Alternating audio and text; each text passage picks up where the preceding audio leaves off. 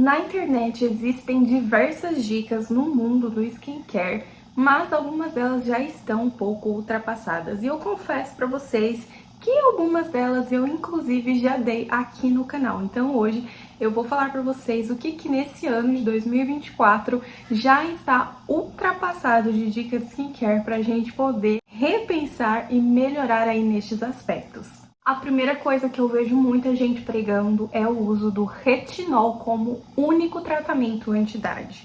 E, gente, eu já vi, sério, não sei se vocês já viram, mas eu já vi pessoas muito influentes e com muito conhecimento, né, e com uma bagagem muito grande, falando que os produtos anti-idade, os únicos produtos anti-idade que funcionam, são os que possuem algum tipo de derivado da vitamina A, ou seja, algum retinóide.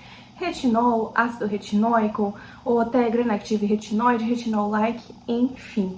Fazendo com que a gente imagine que tratamento anti-idade fique apenas naquele ativo. E não é assim que funciona mais, gente. Hoje nós já temos muitas tecnologias inovadoras que a gente tem diversos ativos que tratam o envelhecimento de diversos âmbitos diferentes. E quando a gente resume o tratamento anti-idade apenas em retinoide, sabe? A gente acaba empobrecendo uma coisa que é riquíssima e que tem tantos outros ativos que funcionam. E não só, gente, quando a gente pensa em envelhecimento, em colágeno, porque o envelhecimento da pele, ele vem em vários níveis, né? Em várias estruturas da pele, não é só colágeno. Então a gente tem, sim, muitos ativos eficientes demais. Claro que o retinol, os retinoides são muito bons, são maravilhosos, mas a gente não pode resumir apenas isso. E muitas vezes eu vejo as pessoas resumindo tratamento anti-idade como retinol, e não é assim que funciona. Alguns exemplos que eu posso falar aqui para vocês.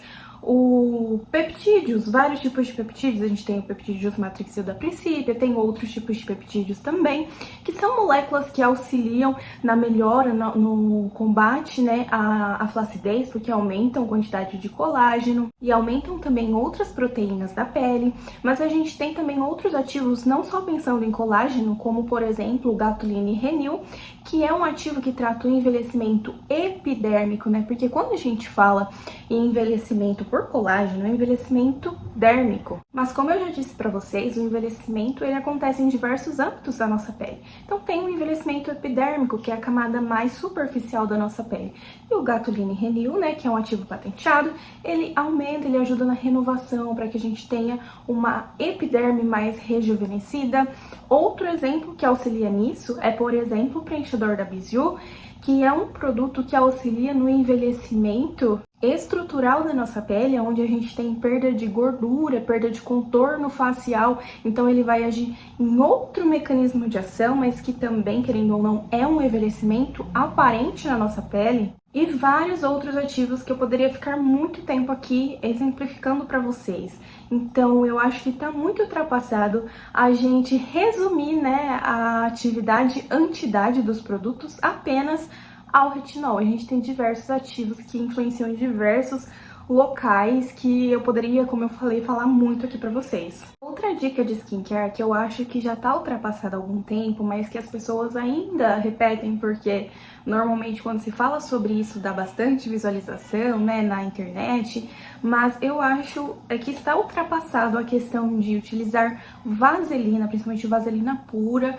para hidratação. A vaselina é o óleo mineral, é um petrolato advindo do petróleo, e a gente já teve muitos questionamentos referentes aos petrolatos, se fazem mal, se fazem bem à pele, algumas pessoas falando que são tóxicos, outras pessoas defendendo com unha e dente. E eu já fiz um vídeo aqui para vocês falando sobre os petrolatos e falando que realmente para a nossa pele ele não vai ter uma função tóxica, como algumas pessoas colocam, mas ao mesmo tempo ele não é um ingrediente tão inofensivo assim quando falamos sobre meio ambiente, porque é um subproduto que vai se acumular no meio ambiente, pode piorar aí a vida, o ecossistema, né, que a gente está instalado. Então ele realmente tem duas facetas.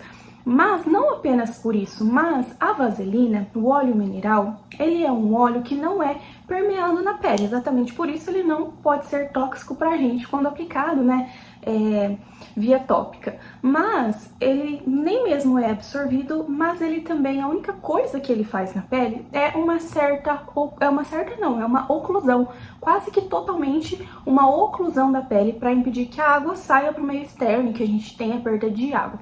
Então, realmente, a vaselina ela tem um fator de hidratação muito grande, mas é como se você estivesse colocando um plástico pastoso na sua pele. Então, ele é realmente isso, sabe? Um plástico pastoso que você aplica e ele vai formar aquele filme e impedir que a água evapore. Alguns estudos já demonstram que, apesar da vaselina ter uma hidratação momentânea muito alta, ela acaba com o tempo diminuindo algumas enzimas que produzem o nosso fator de hidratação natural. E isso é um pouco óbvio quando a gente pensa o seguinte: se a nossa pele não está perdendo água para o meio externo, ela automaticamente para de se preocupar com isso, porque está tendo um acúmulo de água. Então, esses estudos acabam comentando que com o uso de óleo mineral, de petrolatos, a pele ela fica com mais água às vezes do que deveria. Uma hidratação muito grande, tipo um inchaço da pele, com muita água mesmo, sabe? Que até faria com que as enzimas que produzem o nosso fator de hidratação natural sejam diminuídas. Mas, por demais disso, além disso, também tem o fato, como eu falei para vocês, que é como se fosse um plástico. Ele é como se fosse um objeto, diferentemente de um óleo vegetal, por exemplo, que tem valor biológico para nossa pele. Muitos óleos vegetais conseguem ser permeados, conseguem interferir em processos na nossa pele, mesmo que superficialmente interferem em alguns processos, têm atividade biológica, entregam vitaminas, entregam componentes. Então, por tudo isso que eu comentei, eu acredito realmente que essa questão de vaselina, principalmente pura, compre vaselina pura lá na farmácia e utilize como uma máscara para ter uma power hidratação, eu acho que isso é uma dica que já está ultrapassada em 2024. A próxima dica, vamos dizer assim, até eu já cometi esse erro aqui pra vocês, foi no primeiro vídeo do canal, sempre que eu me lembro eu penso se eu até excluo aquele vídeo ou não, mas como faz parte da minha história, eu resolvi deixar lá, né, no vídeo, mas é uma dica, uma informação equivocada que eu acabei passando pra vocês na época e que até hoje muita gente acredita, mas eu já desmistifiquei aqui pra vocês. Quem me acompanha há mais tempo já deve ter ouvido falar sobre essa questão, que é sobre utilizar o protetor solar dentro de casa para proteger das luzes dos aparelhos eletrônicos. O que acontece, gente? O sol, ele emite diversas radiações. Ele emite a radiação UVB, que o FPS do protetor solar protege. Ele emite radiação UVA, que o PPD do protetor solar protege, mas ele também emite a luz visível e a luz azul, que o protetor solar não protege. O protetor solar em si, ele protege contra a radiação UVA e UVB, que são radiações invisíveis aos nossos olhos. A radiação visível aos nossos olhos, tanto do sol quanto dos aparelhos eletrônicos, computadores, celulares, televisores, são emitidos e os protetores solares que foram feitos para proteger de radiação UVA e UVB não conseguem proteger contra essa radiação visível. Isso por quê? Porque a energia de radiação deles é diferente, são comprimentos de ondas diferentes, então o que protege um não protege o outro. Então, utilizar protetor solar em casa, a gente até pode, dependendo se você tem uma casa muito aberta, se você realmente quer utilizar, porque você não quer nenhum tipo de radiação UVA ou UVB na sua pele, ou se você fica muito diferente de uma janela que vem radiação do sol, mas usar o protetor solar no intuito de proteger contra luz de computador, de celular, as luzes realmente das lâmpadas, infelizmente não dá certo, tá? A proteção contra a luz visível ou azul é dada por cobertura, então, ou uma maquiagem base ou protetor solar com cor, porque quando a gente sai no sol, a gente está exposto a UVA, UVB e radiação visível, ou então a forma que eu mais uso, que a gente já está acostumado também a utilizar, é com antioxidantes. Então, a vitamina C, uma niacinamida, ela vai ajudar com que os efeitos deletérios da luz visível e da luz azul não atingem, não prejudiquem a nossa pele. Então, se você quer se proteger contra a radiação específica de computadores e telas e luzes artificiais, o ideal é utilizar um antioxidante ou uma maquiagem. Protetor solar é para proteger dos raios do sol, UVA e UVB. Então, isso sim está ultrapassado. Outra dica que está super ultrapassada e que eu achei que as pessoas nem falavam mais sobre, mas esses dias eu vi uma pessoa me perguntando e depois disso eu acabei vendo nesses vídeos rápidos da internet, é a dica de passar gelo no rosto, né, para diminuir os poros, diminuir a oleosidade, enfim. E assim, se a gente for pegar na base disso, eu até expliquei para a pessoa no comentário, tem um motivo do porquê, né? Quando a gente tá numa temperatura muito quente, está muito calor, a nossa pele ela tende a ficar mais oleosa. Primeiro porque o sebo da nossa pele ele fica mais líquido por conta dessa temperatura mais alta, sabe? Então ele acaba ficando mais líquido e dá essa aparência de maior oleosidade, parece que escorre mais, lubrifica mais áreas da pele. Mas não só por isso. No frio, a gente tem uma diminuição das enzimas que produzem algumas ceramidas e alguns lipídios na nossa pele.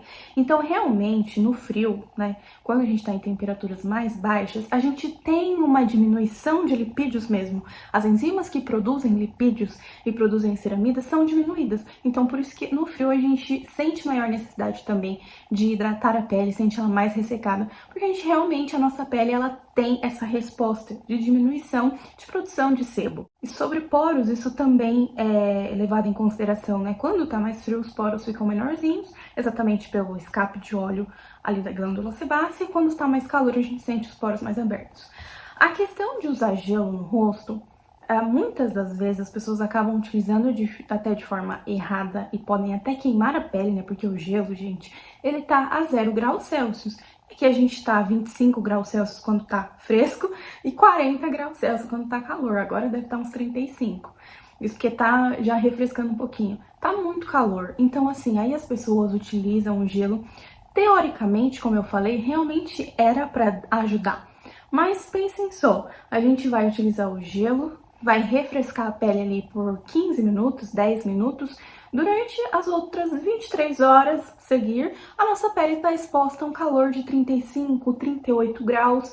Então não é uma coisa que vai ajudar muito, sabe? É uma coisa que você vai ter um trabalho que não vai te trazer benefícios concretos e úteis, porque você vai estar na maior parte do tempo a sua pele em uma temperatura quente, então não vai adiantar muita coisa. Talvez ali na hora seja gostoso, refresque a pele, precisa tomar cuidado para não queimar a pele com gelo, né, que também queima, pode acontecer. E óbvio que isso também está atrelado a gente não utilizar muito água quente, porque a água quente também pode prejudicar a pele, enfim, então a gente acaba fazendo certas confusões. Mas em si, usar o gelo para diminuir a oleosidade e controlar os poros, como eu expliquei, por essa questão do período, que não faz muito sentido, é uma dica ultrapassada para os conhecimentos que nós temos atualmente. Outra dica ultrapassada que eu ainda vejo bastante gente falando, né, e passando para frente, é sobre o tônico regular o pH da pele, né? É como se essa fosse a sua principal função, regular o pH da pele após a limpeza da pele. Na real, gente, que o próprio sabonete que a gente utiliza hoje em dia já é feito e formulado para ser compatível com o pH da nossa pele. Então, hoje a gente tem sabonetes com pH 3,5, para vocês terem uma ideia. O pH da nossa pele varia de 4,5 a 5, 5,5. A gente tem sabonetes mais ácidos de pH 3,5, de pH 4,5, que entra na faixa de pH da pele. Antigamente, os sabonetes utilizados em barra, que eram feitos por processo de alcalinização, eles tinham um pH muito alto, pH 8, aqueles sabonetes que até hoje tem alguns de corpo em barra pra gente utilizar. Então, realmente tinha uma diferença grande de pH quando a gente lavava a nossa pele. Hoje em dia, os sabonetes líquidos já se encontram, são formulados com pHs muito próximos. Quando a gente utiliza água para lavar, a água também está em torno de um pH 7, é um pH neutro, né, que realmente é um pouquinho acima do pH, um pouquinho não, bastante acima do pH da nossa pele, Mas o que acontece é que o tônico em si, ele não é feito para regular o pH da nossa pele, porque todos e qualquer produto que a gente utilize hoje, ele vai ter um pH adequado. Então, se você lavar o seu rosto com o sabonete, com água, depois aplicar um hidratante, provavelmente esse hidratante ele já foi pensado e formulado para ajudar no pH e não ter essa diferença. Então, para ajustar o pH para ficar já naquele pH natural da pele. E aí, isso é importante da gente colocar porque, na realidade, os tônicos, eles também podem auxiliar a regular o pH da pele, né? Porque estão também num pH ali equilibrado e parecido com o da pele, sempre vão ser formulados para isso também, mas ele não serve especificamente para isso e com a finalidade de regular o pH da pele. Ele existe para diversas funções. O tônico nada mais é que uma forma farmacêutica. Então, é uma solução que pode ser anti-oleosidade, que pode ser uma solução hidratante, que pode ser uma solução de limpeza, pode ser uma solução renovadora da pele, enfim, o tônico, ele vai ter a função de acordo com os ativos utilizados nele. Então, não necessariamente ele é feito para regular o pH da pele. Sabe que a gente escuta muito falar até hoje ainda e é uma dica ultrapassada. E é isso, gente. Essas foram as dicas que eu acredito que são ultrapassadas. Eu gostaria que vocês deixassem nos comentários o que vocês acham também sobre essas dicas. Se tem mais alguma coisa aí que eu esqueci de falar e que vocês acham que também está ultrapassado. Nós vamos ficando por aqui e até o próximo vídeo.